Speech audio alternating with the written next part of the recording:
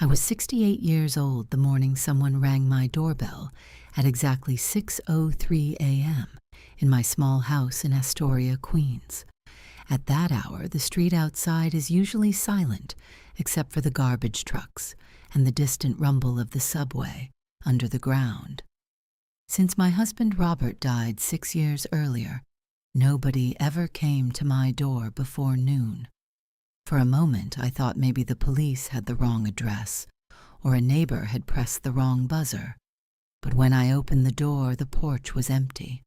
Cold air slipped into the hallway, and I was about to close the door again when I heard a soft sound, not loud, almost like a tiny whimper. I looked down and saw a wicker basket sitting on the floor beside the door frame. It was covered with a pale blue blanket. The sound came again, a weak little cry. My heart started beating faster as I bent down and lifted the blanket. Inside the basket was a newborn baby. He couldn't have been more than a few days old. His tiny fists were clenched, his face was red from crying, and when he opened his eyes and looked at me, I felt the world tilt under my feet. Those eyes were familiar, dark and steady. Exactly the same eyes my son Michael had when he was born 45 years earlier in a hospital just 3 subway stops from where I was standing. For a moment I couldn't breathe. Then I noticed an envelope tucked beneath the blanket. My hands began shaking before I even opened it, because I already recognized the handwriting. Jessica, Michael's girlfriend. I unfolded the paper and read the sentence written in blue ink. There was only one line. A little entertainment for the old lady who has nothing else to do. I read it again, slowly, hoping somehow the words would change into something less cruel, but they didn't. My son and the woman he loved had left their baby at my door like an unwanted package. I carried the basket into the kitchen and placed it carefully on the table while the baby's crying grew louder. My hands were shaking so badly I almost dropped the phone while dialing Michael's number. He answered after the 4th ring. I didn't waste time asking questions. I told him his son was here in my kitchen and he needed to come immediately. There was a long silence on the other end of the line. Then he sighed, not shocked, not confused, just tired. Michael said Jessica and he had already talked about everything, and they simply weren't ready to be parents. I felt something break inside my chest when I heard that. I told him the baby was his responsibility, his blood, his child. Michael replied that I had always said I wanted grandchildren, and now I finally had one. When I warned him I could call the police because this was abandonment, he gave a nervous laugh and said nobody would believe a 70-year-old widow living on Social Security anyway. Then Jessica's voice appeared on the phone. Calm, cold, too calm. She said they were both 20 years old and had plans for their lives. College, careers, travel. A baby didn't fit into that future. She reminded me that I had already raised one child and obviously knew how to do it again. Then she said something that made my stomach twist. She asked why I was complaining when she had actually given my boring life a purpose. After that, she hung up. I stood alone in my kitchen holding the crying baby while the pale morning light slowly crept through the window above the sink. I was 68 years old. My Social Security barely covered rent, groceries, and medication. My back hurt every morning, and my hands shook from arthritis. I had no idea how to raise a newborn again, but when the baby finally stopped crying and looked up at me quietly, something became very clear. If I didn't protect him, nobody would. I named him Lucas that same morning because my husband Robert had always said that if we ever had a grandson, that would be his name. The first months nearly destroyed me. My Social Security barely covered the mortgage, electricity, and groceries, and diapers alone felt like another bill I couldn't afford. At 68, most women I knew were enjoying quiet mornings and visits from their grandchildren, but I was waking up every 2 hours to feed a baby who had arrived in my life without warning. Life rarely asks if you're ready. I took a job at a small tailor shop on Steinway Street, fixing coats and hemming dresses during the day, and 3 nights a week I cleaned office buildings in Midtown Manhattan after the workers went home. Sometimes I didn't return home until 2 in the morning. I would sleep 3 or 4 hours before Lucas started crying again. My back hurt constantly, and my hands trembled from arthritis. But every time I looked at him, I remembered the basket on my doorstep and the cruel sentence written on that piece of paper. Lucas grew into a quiet child, unusually quiet. He rarely cried and spent most of his time watching the world carefully, as if he understood that life had started differently for him. When he was 5 years old, he asked me the first question I had feared since the day I brought him inside. We were sitting at the kitchen table eating cereal when he suddenly looked at me and asked, "Grandma, where is my dad?" For a moment I couldn't speak. I had rehearsed answers in my head for years, but none of them seemed right when the moment finally arrived. I told him his father lived far away and had made bad choices when he was young. Lucas didn't ask anything else that day, but I saw the question remain in his eyes. Children understand more than adults believe. School wasn't always easy for him either. One afternoon when he was 9, he came home with a torn backpack and red eyes. 2 boys at school had told him nobody wanted him and that even his parents had thrown him away. I held him while he cried, and that night, after he finally fell asleep, I sat alone in the kitchen and cried too. That was the moment I promised myself something. If the world was going to be hard on this boy, then I would be twice as strong for him. Lucas never forgot those years. Instead of breaking him, they seemed to sharpen something inside him. When he turned 12, he discovered the computer lab at school and became fascinated with the internet. He spent hours reading about how websites worked and how businesses advertised online. At 15, he started building small websites for neighborhood businesses, a pizza shop on Broadway, a barber on 34th Avenue, even the tailor shop where I worked. The owners paid him small amounts of money, but Lucas saved every dollar. By 17, he was working with companies in other states and spending nights talking to clients through video calls while I slept upstairs. I didn't understand most of what he was doing, but I knew he had built something with his own hands that nobody could take away from him. Then on the morning of his 18th birthday, Lucas walked into the kitchen carrying his laptop and asked me to sit down. The screen showed numbers that made no sense to me at first. Too many zeros. I asked what it was.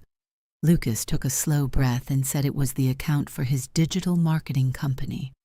I asked how much money was actually there. He looked at me calmly and said something that made my hands start shaking again, just like they had 18 years earlier when I opened that envelope. He said there was enough money so that I would never have to clean another office for the rest of my life. For the first time in nearly 2 decades, I believed the storms in our life had finally ended. I thought the hardest years were behind us. But life has a strange sense of timing, because 3 weeks later the doorbell rang again, and when I opened it I saw 2 faces I had not seen since the day they left a baby in a basket on my doorstep.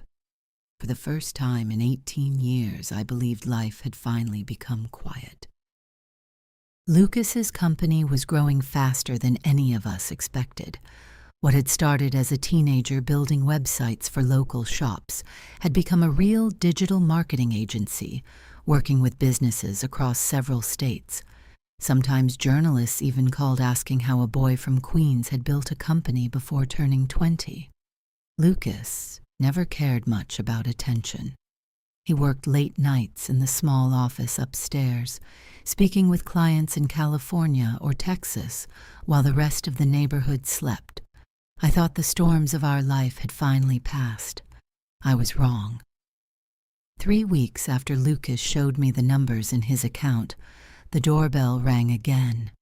It was late afternoon, the kind of quiet hour when the street outside is filled with golden sunlight and children ride bicycles on the sidewalk. When I opened the door, my heart stopped. Michael stood there. My son looked older than I expected, gray hair at his temples and tired lines around his eyes. Beside him stood Jessica, dressed in expensive clothes, holding a leather handbag that probably cost more than my monthly pension. Behind them stood a tall man in a dark suit, carrying a briefcase. For 18 years, nobody had knocked on that door. Now they arrived with a lawyer. Jessica smiled politely as if we were relatives meeting after a long vacation. She said it had been far too long, and that everyone had made mistakes when they were young. She said they wanted to rebuild their relationship with Lucas and move forward as a family. Michael said almost nothing. The lawyer introduced himself as a legal advisor representing the parents of Lucas Bennett. He explained that they wished to discuss certain legal rights and possible financial matters connected to their son's rapidly growing business. In that moment, I understood everything. They had not come to apologize. They had come because they had heard about the money. Before I could answer, I heard footsteps on the stairs behind me. Lucas walked into the hallway. He was 18 now, but in that moment he seemed much older than all of us. He looked at Michael and Jessica quietly for several seconds. Then he asked a question so simple it cut through the room like a knife. "Are those the people who left me in a basket?" Jessica's expression changed instantly. Her voice became soft and emotional as she said, "Yes, they were his parents, and they had thought about him every single day since they left." She said they had been young and afraid but never stopped loving him. Lucas listened without interrupting. Then he asked another question. "If you loved me so much, why did it take 18 years to knock on that door?" Jessica said life had been complicated, and they wanted to make things right now. The lawyer stepped forward and repeated that biological parents had certain legal rights that deserved discussion. Lucas smiled slightly. It wasn't a happy smile. It was the kind of smile someone gives when they already know how the story will end. Then he looked at me and said something that made my hands tremble. "Grandma, can you bring the box from your room?" I knew exactly which box he meant. My hands were shaking when I brought the cardboard box down from the closet, where it had stayed hidden for 18 years. Lucas placed it on the kitchen table and opened it slowly, while Michael and Jessica watched. The first thing he took out was the folded piece of paper that had been left inside the basket. He handed it to the lawyer and politely asked him to read it aloud. The man hesitated but eventually unfolded the note. His voice sounded uncomfortable when he read the single sentence written on it. "A little entertainment for the old lady who has nothing else to do." The silence that followed was thick and heavy.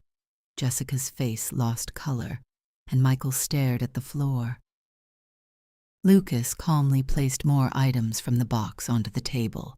Hospital receipts, grocery records, photographs of the basket sitting outside the door of my house that morning. 18 years of proof that one thing was true. Nobody else had been there. Jessica quickly tried to regain control of the situation, saying young people often make mistakes and that nobody should be judged forever for something that happened so long ago. Lucas didn't argue. Instead, he placed his phone on the table and pressed a button.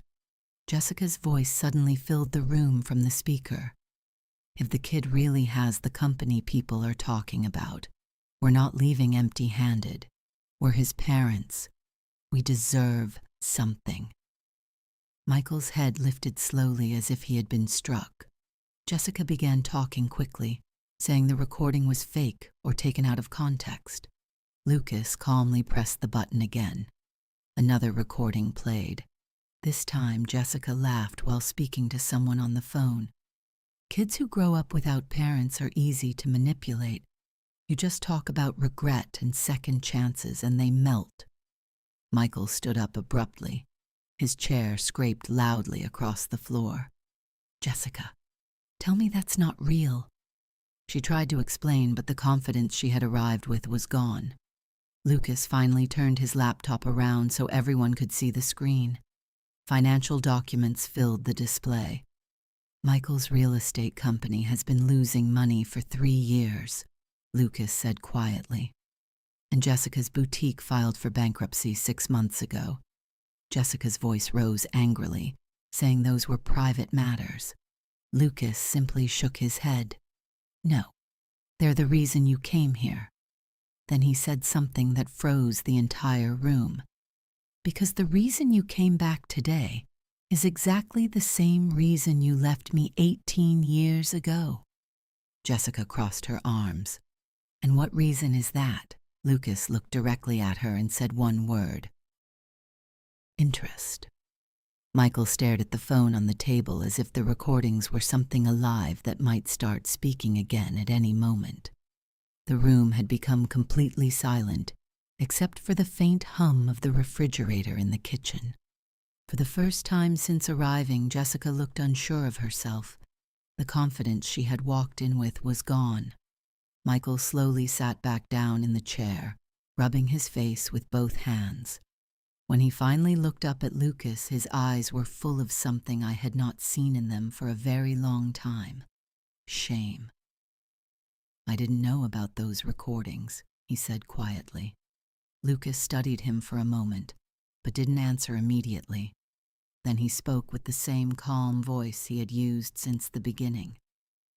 You didn't know about a lot of things. Jessica suddenly interrupted, her voice sharp and defensive. She said Lucas was twisting everything, and that no matter what happened in the past, they were still his parents. She said blood was blood, and the law recognized that fact. Lucas leaned back in his chair and folded his hands calmly. You're right about one thing, he said. Blood is blood. Jessica looked relieved for a second, believing she had finally found the argument that would win the conversation. But Lucas continued speaking before she could say anything else. But family is something else entirely. The lawyer quietly closed his briefcase. It was clear to him that whatever case he thought he had when he arrived no longer existed. Lucas stood up slowly and walked toward the window, looking outside for a moment at the quiet street where he had grown up. When he turned back to the table, his voice sounded different, heavier somehow. For 18 years, my grandmother cleaned office buildings at night, so I could go to school during the day. She sold her wedding ring once to buy me my first computer because she believed I could build something with it. I felt my throat tighten when I heard that because I had never told him about the ring. Lucas continued speaking, his eyes now fixed on Michael. While you were building your real estate dreams in Miami, she was raising the child you left in a basket. Michael lowered his head again. The weight of those words seemed to press down on him. Jessica tried one last time to regain control of the conversation. She said everyone deserved a second chance and that families sometimes needed time to heal.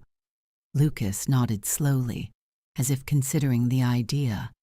Then he said something that ended the discussion forever. Second chances are given to people who regret what they did, not to people who regret that it didn't benefit them. Nobody spoke after that. The silence stretched for several seconds before Michael finally stood up. He looked older than when he had arrived, like the truth had aged him 10 years in a few minutes. I'm sorry, he said quietly. Lucas looked at him for a long moment, but his expression didn't change. Michael waited as if hoping for some answer, some sign that forgiveness might still exist somewhere in the room. None came. Finally, he nodded slowly and walked toward the door. Jessica followed him angrily, still muttering about lawyers and legal rights. But even she sounded less certain than before. When the door closed behind them, the house became quiet again. Lucas sat down at the same kitchen table where he had once done his homework as a boy, while I sewed clothes late into the night. I asked him if he felt angry. He shook his head. Then he looked at me with the same calm eyes I had seen the morning he arrived in that basket 18 years earlier, and said something I will remember for the rest of my life. "The day they left me at your door, they thought they were giving up a burden," he said softly. What they actually gave up was the only son who would have loved them no matter what.